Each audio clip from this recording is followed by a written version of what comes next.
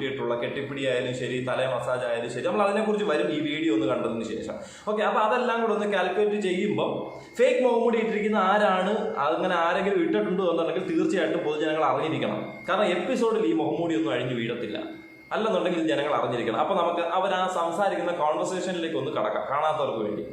Big boss season 5 ഇപ്രാവശ്യത്തെ big boss ആരുടെയെങ്കിലും കാമക്കളി തീർക്കാനുള്ള ഒരു കളിയായിട്ട് ആർക്കെങ്കിലും ഫീൽ ചെയ്തിട്ടുണ്ടോ? ഫീൽ ചെയ്തിട്ടുണ്ടെങ്കിൽ തികച്ചും യാഥാർത്ഥ്യമായിട്ട് യാതൊരുവിധ ബന്ധവും കാണത്തില്ല, അല്ലേ? ഇതൊരല്പം ദിവസങ്ങൾ ബാക്കിലോട്ട് പോയാലുള്ളൊരു കോണ്ടന്റ് ആയിരിക്കും കേട്ടോ. അതായത് മിഥുനും റിനോഷും തമ്മിലുള്ളൊരു സംഭാഷണം, ഒരു conversation according to Jim. Okay, അതായിരിക്കും അതിന്റെ വിത്ത് പ്രൂഫ് ഈ വീഡിയോയിൽ എന്തായാലും ഞാൻ കാണിക്കുന്നതായിരിക്കും. ഇത് പറയാനുള്ളൊരു കാരണം എന്ന് വെച്ച് കഴിഞ്ഞാൽ പല ആൾക്കാരും ബിഗ് ബോസിൽ പോയിട്ട്, അതായത് ബിഗ് ബോസിൽ ഗസ്റ്റ് ആയിട്ട് പോയതിനു ശേഷം പുറത്തു വന്ന ആൾക്കാരുണ്ട്, ബിഗ് ബോസിൽ ചലഞ്ചറായിട്ട് പോയിട്ട് പുറത്തു വന്ന ആൾക്കാരുണ്ട്. പുറത്തു വന്ന ആൾക്കാർ ഈ പറയുന്ന അഖിൽ മാരാർ എന്ന വ്യക്തിയെ ദ ബെസ്റ്റ് ഗെയിമർ അല്ലെങ്കിൽ ബ്രില്യൻറ്റ് ഗെയിമർ എന്ന് പറയുന്നത് പോലെ തന്നെ ആ ഒരു വീട്ടിലെ പ്യുവർ സോൾ മാത്രമല്ല സോൾസ്, അതായത് രണ്ടുപേരാണല്ലോ, രണ്ട് സോൾസ് എന്ന് പറയുന്നത് അനിയൻ മിഥുനെയും റിനോഷ് ജോർജിനെയാണല്ലോ പറയുന്നത്. ഒരുവിധം എല്ലാവർക്കും അറിയാവുന്ന കാര്യമാണ്, ബിഗ് ബോസ് കാണുന്നവർക്കും അറിയാം. അവർ പല കാര്യങ്ങളും ഇടപെടാതെ മിണ്ടാതെ സൈലന്റ് ആയിട്ട് മാറിയിരുന്ന് ആംഗ്യ ഭാഷകളിലൂടെ പല കാര്യങ്ങളും കമ്മ്യൂണിക്കേറ്റ് ചെയ്ത് അവസാനം ഈ കിരീടം ആര് കൊണ്ടുപോകും അവരുടെ കയ്യിൽ നിന്ന് തട്ടിയെടുക്കാനുള്ളൊരു ശ്രമം.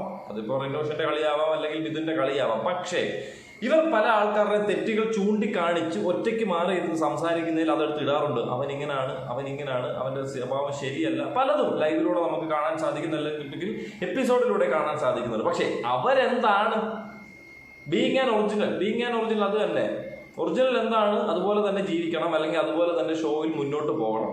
പക്ഷേ ക്യാമറ പ്രസൻസ് ഉള്ള സ്ഥലങ്ങളിൽ ജനങ്ങളെ ഇഷ്ടപ്പെടുന്ന രീതിയിലും അല്ലാത്ത സ്ഥലങ്ങളിൽ ബീങ് ആൻ ഒറിജിനൽ, ചിലപ്പോൾ ക്യാമറ ഇല്ലാതെ മറന്നു പോകുന്നതായിരിക്കാം. അതായത് ഈ മിഥുൻ എന്തായാലും ജിമ്മിലൊക്കെ വർക്ക്ഔട്ട് ചെയ്യേണ്ട ഒരാളാണല്ലോ, ഒരു ഫുൾ ടൈം, അതായത് 365 ദിവസം വർക്ക്ഔട്ട് ചെയ്യുന്ന ഒരാളായിരിക്കത്തില്ല. ചിലപ്പോൾ ഈ കോമ്പറ്റീഷൻ അല്ലെങ്കിൽ ഈ ഗെയിം തുടങ്ങുന്നതിന് മുമ്പായിട്ട് ഒന്ന് ബോഡി ഒന്ന് സെറ്റ് ആക്കാനായിട്ടൊക്കെ വർക്ക്ഔട്ട് ചെയ്യുന്ന ആളായിരിക്കില്ല. അത് നമുക്ക് പുള്ളിയുടെ സംസാരത്തിൽ നിന്ന് മനസ്സിലാവാം. അപ്പോൾ അങ്ങനെ വർക്ക്ഔട്ട് ചെയ്യുമ്പോഴത്തേന് പുള്ളിയുടെ സ്ഥലത്ത് പറ്റത്തില്ല. എനിക്ക് ജിമ്മിന് പോകണമെങ്കിൽ ഞാൻ എവിടെ പോകണം? ഞാൻ ബാംഗ്ലൂർ പോകണം. ഇത് ഞാൻ വാഗോണ്ട് മാത്രം പറയുന്നില്ല, എന്തായാലും പ്രൂഫ് സഹിതം വെക്കുന്നുണ്ട്. ഓക്കെ, ഇന്നേ ദിവസം റിനീഷ മിഥുനോട് പറയുന്നുണ്ട്, ചേട്ടൻ എന്റെ ചന്തിക്ക് ചവിട്ടിയില്ലേ, അതെനിക്ക് ഇഷ്ടപ്പെട്ടില്ല. പുള്ളിക്കാരത്തി പറയാനുള്ള കാര്യം പബ്ലിക്കായിട്ട് കിടന്ന് അലയ്ക്കാതെ ഏത് വ്യക്തിയോടാണ് പറയാനുള്ള ആ വ്യക്തിയോട് പോയി ഒരു കാര്യം പറഞ്ഞു, ഇഷ്ടപ്പെടാത്തൊരു കാര്യമാണ്, ഇനി മേലിൽ അത് ആവർത്തിക്കരുത് എന്ന് പറയുന്നുണ്ട്.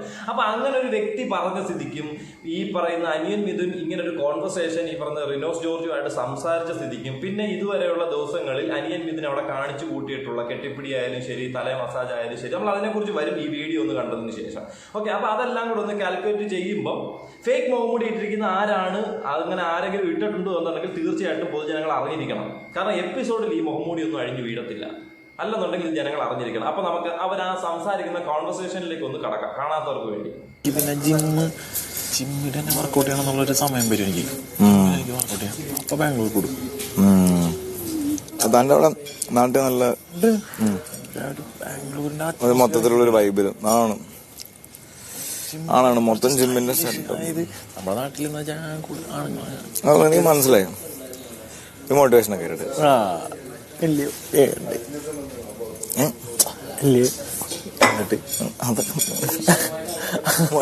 എനിക്ക് മനസ്സിലായി മോട്ടിവേഷൻ കണ്ട്.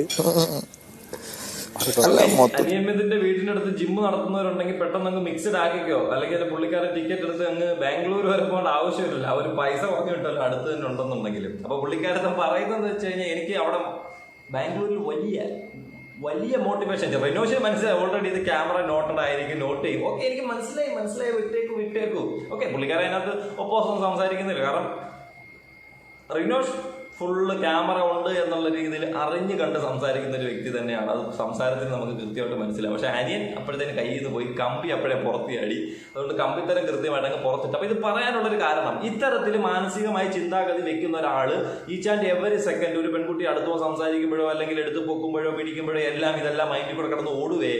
ഇതൊക്കെ വെച്ചുകൊണ്ട് തന്നെയാണ് ഈ പോയിരുന്ന് തല മസാജ് ചെയ്യും, ഒന്ന് കാണട്ടെ. ഇതിനിടയിൽ കൂടെ ഈ ശ്രുതി വേറെ ഒരു വ്യക്തിയായിട്ട് തുടക്ക സമയം കണ്ടവർക്കറിയായിരിക്കും, ഒന്ന് കെട്ടിപ്പിടിക്കാൻ നേരം അയ്യോ ഞാൻ ഇപ്പുറത്തോട്ട് മാറിയിരിക്കും, ഒന്ന് കാണട്ടെ, ഭയങ്കര ഇന്റൻഷൻ എന്താണെന്ന് അറിയത്തില്ല. അനിയൻ മിഥുൻ, പേരിൽ മാത്രമേ ഉള്ളൂ അനിയൻ.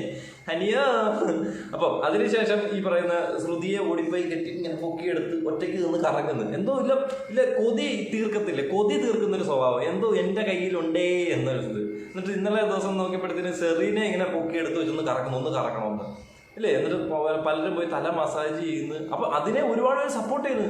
ഒരിക്കലും മിഥുൻ അങ്ങനൊന്നും കണ്ടിട്ടല്ല ഞങ്ങളുടെ അടുത്ത് വരുന്നത്, മറ്റേതാണ് മറിച്ചതാണ്. കാരണം മിഥുൻ പബ്ലിക്കിന്റെ മുന്നിൽ കൊടുക്കുന്ന, അല്ലെങ്കിൽ ഈ പറയുന്ന സ്ക്രീൻ പ്രസൻസ് ഉള്ള സമയങ്ങളിൽ കൊടുക്കുന്നൊരു ഫേസ് ഉണ്ട്. ആ ഫേസിനകത്ത് ഇതൊന്നും വരുന്നില്ല. അവിടെ എല്ലാം നല്ല പ്യുവർ സോൾ, നല്ല കൃത്യമായ ഒരു സോളെന്ന്. ആ സോള് അവിടെ ഈ ഒരു ഗൂഢചിന്താഗതി മനസ്സിൽ വെച്ചുകൊണ്ട് മറ്റുള്ളവരുടെ മുഖം മൂടി വലിച്ചു കീറാനായിട്ട്, അല്ലെ അവനെന്തിന് ഇങ്ങനെ ചിന്തിക്കുന്നേ, അവന്റെയൊക്കെ സ്വഭാവം എന്താണ് എന്നുള്ള രീതിയിൽ ഒറ്റയ്ക്ക് മാറി സംസാരിക്കും. എവിടെയെങ്കിലും സംസാരം ഉണ്ടാകുന്ന സമയങ്ങളിൽ സംസാരിക്കണമെന്ന് ആഗ്രഹം ഉണ്ടെങ്കിൽ അതിനിടയിൽ ഇടപെട്ടിട്ട് അവരുടെ തൊലി വലിച്ചു കീറാനൊക്കെ ശ്രമിക്കാറുണ്ട്. ഒരിക്കലും നടന്നിട്ടില്ല. കാരണം പുള്ളിക്കാരൻ എന്ന് വെച്ച് കഴിഞ്ഞാൽ ഈ ഇടിയൊക്കെ ഓക്കെ ആയിരിക്കും, പക്ഷേ സംസാരിച്ച് നിൽക്കുക അല്ലെങ്കിൽ വാക്കുകൾ കൊണ്ട് പിടിച്ചു നിൽക്കുക എന്നുള്ളൊരു കാര്യത്തിൽ ഫേക്കാണ്. അല്ലെങ്കിൽ ഫേക്ക് എന്നല്ല, ഒരിക്കലും ഫേക്ക് അല്ല, നടക്കത്തില്ല. കാരണം അതുകൊണ്ടൊക്കെ തന്നെയാണ് പുള്ളിക്കാരൻ സംസാരിക്കുമ്പോൾ നടന്ന് സംസാരിക്കും. ഒറ്റ നിപ്പിൽ നിന്ന് കോൺഫിഡൻസ് കൂടി സംസാരിക്കാനുള്ള ബുദ്ധിമുട്ടുള്ളവരായിരിക്കും ഇത്തരത്തിൽ നടന്നും അല്ലെങ്കിൽ മുഖത്ത് നോക്കാതെ അല്ലെങ്കിൽ ആംഗ്യ ഭാഷകളിലൂടെ ഒക്കെ സംസാരിച്ച് വിട്ടുകൊണ്ടിരിക്കുന്നത്. അപ്പൊ അത്തരത്തിൽ സംസാരിക്കുമ്പോൾ നമുക്ക് അതിനെ കുറവായിട്ടൊന്നും കൂട്ടാൻ പറ്റത്തില്ല.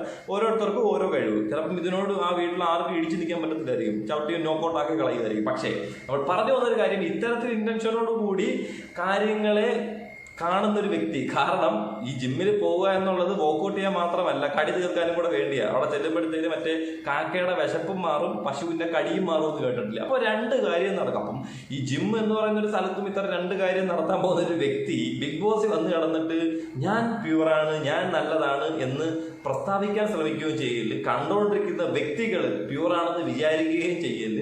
ഇനി അവിടെ പോയിട്ട് ആരെങ്കിലും പുറത്തോട്ട് വരുമ്പോഴത്തേക്ക് ഇത് പ്യുവർ സോൾ ആണെന്ന് പറയില്ല. അങ്ങനെയാണെങ്കിൽ ഞാനും പ്യുവർ സോളാ മനുഷ്യ, ഞാനും ഒരു പ്യുവർ സോളിന് ഉടമയാണ്.